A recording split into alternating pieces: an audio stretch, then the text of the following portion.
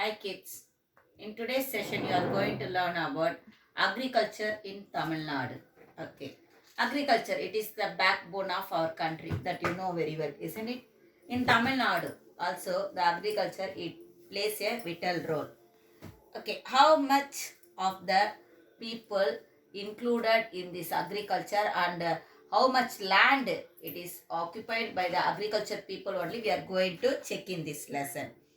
In 2011, there were 3 crore 29 lakh workers in Tamil Nadu, of which 96 lakh were agricultural workers. Actually, at starting, the people, those who are engaged in agriculture, it was more. But going on, it is reduced. It was reduced a lot. In 2011 itself, it was reduced more and more. 55% of the women were engaged in the agriculture and only the 35.3% men alone engaged in the agriculture. When it compared to before that, it is very less. Okay, next we will move on to the agricultural activities. Okay, what are the agricultural activities and how much people are involved in these agricultural activities? We will check that. Actually, so many people, they are not at all having any land. Without the land itself, they are involved in the agricultural activities, we may say. For example, those who are engaged in the cotton textile industries, sugar mill industries, they also comes under the agricultural activities alone, we may say, because that industries, it is based upon the agricultural products. So that people also we may add in this one. But here we are going to check about only the people those who are engaged in the agriculture purely. Okay, most probably what I said, so many members, they are not having the land. I said all the landholders do not have the same amount of land. Many here many have only the little land and few people only having the large areas of land for the cultivation. Major portion of the workers involved in agriculture activities are landless labor salons. Those who are engaged in the agriculture, they are not having the land. Okay, they are not having the land, but they are working under someone. They are working under someone. During 2015 to 16, we may say that there was the cultivator is 79 lakh 38,000, which is compared to 2011 to 2015. It was 81 to 18,000 cultivators. Okay, 81 lakh 18,000 cultivators. That means it is very less alone. When we are comparing to 2011 to 2015, it is very less people alone engaged in the cultivation. And most of the cultivators in Tamil Nadu are the micro farmers. Micro farmers. Who are the micro farmers? The micro farmers are cultivate in an area less than 1 hectare. The people, that means the micro farmers. Who are the micro farmers we are saying? The people, those who are cultivating the area of less than 1 hectare. Micro farmers account to around 78% of the total cultivators. The area cultivated by these micro farmers is just 36% alone. The small farmers cultivating 1 to 2 hectares. Micro farmers means less than 1 hectare and small farmers means 1 to 2 hectares. Those who are having that people only we are saying as a small farmers. They are covering 14% of the land. Okay, and also they are cultivate most probably 14% of the land only they are having we are saying, but they are cultivating up to 20%, 26% also. Cultivators of scheduled caste farmers are only 1% in Tamil Nadu. 96% of this 1% are small micro farmers alone. They are not having that much land. Most probably 96% of the people here, small farmers and the micro farmers alone. Types of the land usage, how they are using the land, that we are going to check here. Actually, in Tamil Nadu, total geographical area is 30 lakhs and 33,000 hectares. But in this one third of land only used as the agriculture. Apart from that one, everything it is used as for some other purpose alone. Okay, one third only we are using for the, what is that one, agriculture, and other than that we are using for the other purpose. In this also, 1/4 of the land is used as the barren land alone. Okay, it left as the barren land, but we should, what we should do, we should concern that barren land also in the largest manner. Grazing land and cash crops occupy slightly more than 5% of the total land area. Next, the size of the total cropping land in Tamil Nadu is 4,544,000 hectare, and this keeps on changing every year. Every year it keeps on changing there. Sufficient rains at the proper period will increase this extent of land.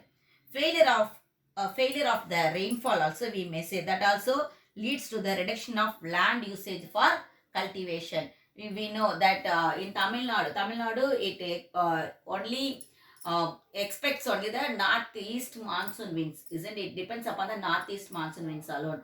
But it is not the even, it is uneven rainfall only we are getting in Tamil Nadu due to the northeast monsoon. When it fails, at that moment the cultivation of the land, it is reduced there.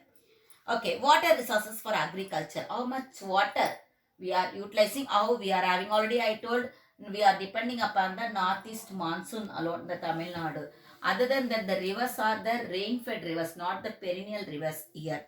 So the area, we should move on to the only for the irrigation. The area under the irrigation is about 57% of the total area under cultivation.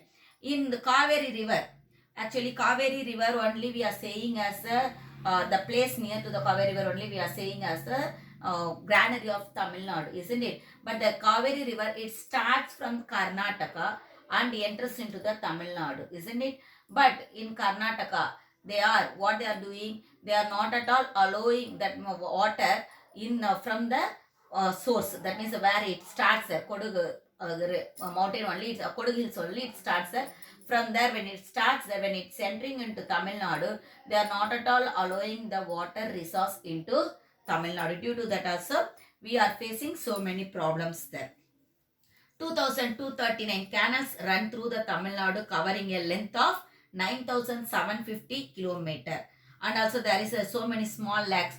Lakes also is there. 7,985 lakes are there. Large lakes also is there. And 15 lakh open wells. And there are 3,54,000 bore wells in the state. For what purpose? For the agriculture purpose. That means we are not having the water resources. So what we are doing there, we are utilizing the water from the lakes, bore wells, like that type we are utilizing the water. And how we are utilizing that one? Through the irrigation. Through the irrigation only we are utilizing that. The area of land that is irrigated using water from lakes is very, very low alone. What we are using means open wells and bore wells only we are utilizing more for the agriculture purpose. Agriculture in Tamil Nadu is dependent mostly on the groundwater. That only I said about the bore wells and the open wells. There will be no sufferings if the amount of water taken from the underground and the amount of water that goes into the underground during the rainy season are equal.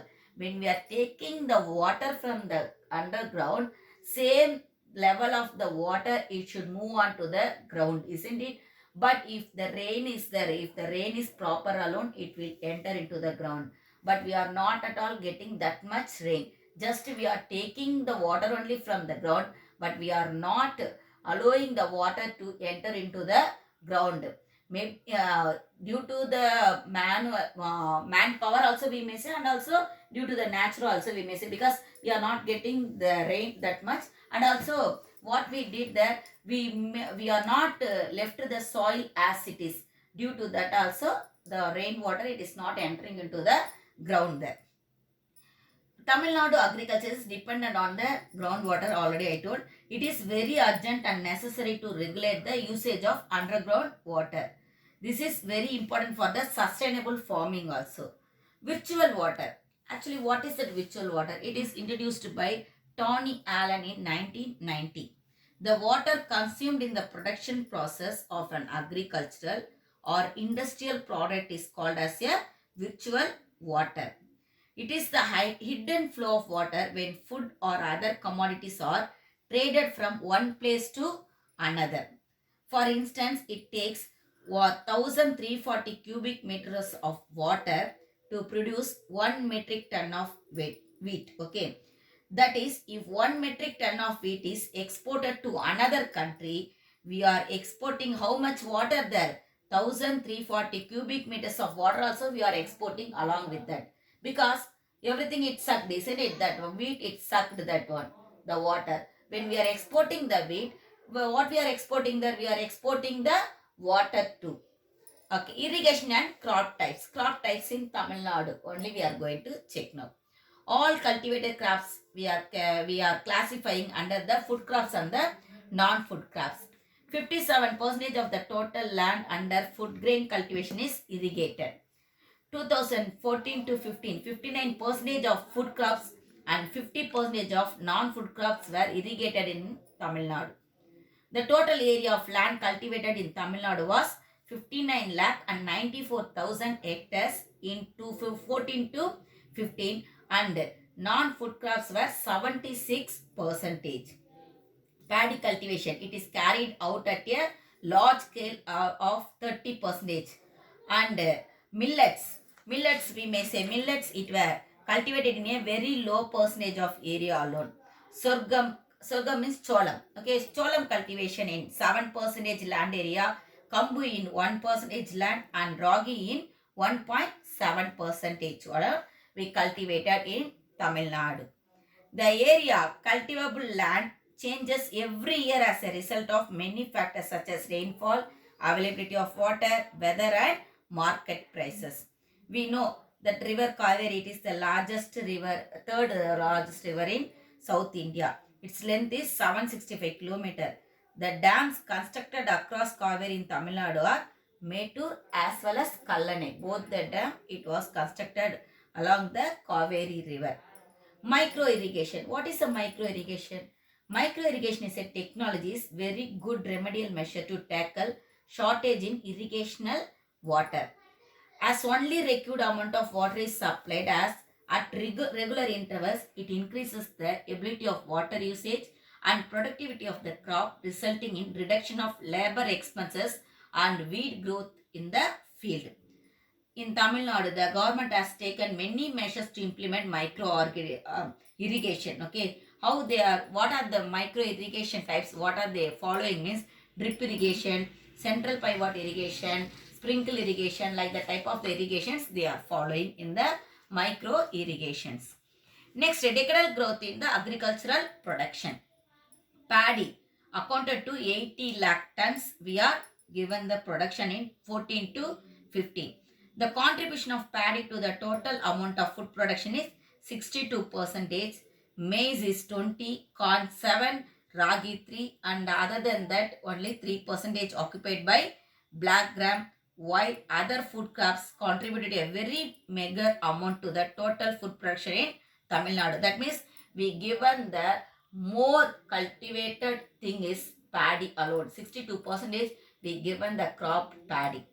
And the yield of productive crops. The amount of production depends not only on the area but also on the productivity of the crops also. Production capacity of paddy in Tamil Nadu was 4,429 kg per hectare in 2014 to 15. But in 2010 to 11, it was only the 3,039 kilograms alone. But comparing to the cultivators, it is, that means a cultivator in 2011 to 15, it was more there 14 to 15 when we are comparing to the 14 to 15. Okay, cultivators more, but the production what they given, it was less when we are comparing to the 14 to 15 yield. Paddy maize stands second in the production. Paddy is in the first and maize stands second in the production. 2093 kg hectare corn, 3077 kilograms of rye, and 3348 kgs of ragi were produced during the same period, 2014 to 15. Same like that, so many production they given, black gram, oil seeds, everything we given in our production. That means in Tamil Nadu we yield more there. We find that both the productivity and food production in Tamil Nadu continue to increase. That means when we are comparing to 1965 to 2015, we may say that it is increased only. Food products, it is increased only in Tamil Nadu. And the area under food grain cultivation has reduced in the same period. The production, it was increased, but the land, it is decreased. Okay. But if you are having that much land, means definitely the production also, it may be increased more and more. That means we may have the more crops to export from our country to another country too, from which we can able to earn more money, isn't it? More foreign exchange money we may earn from the crops. But nowadays the land also it is reduced, the cultivators also reduced, but the production only it is increased there. Okay children, that's all. Thank you.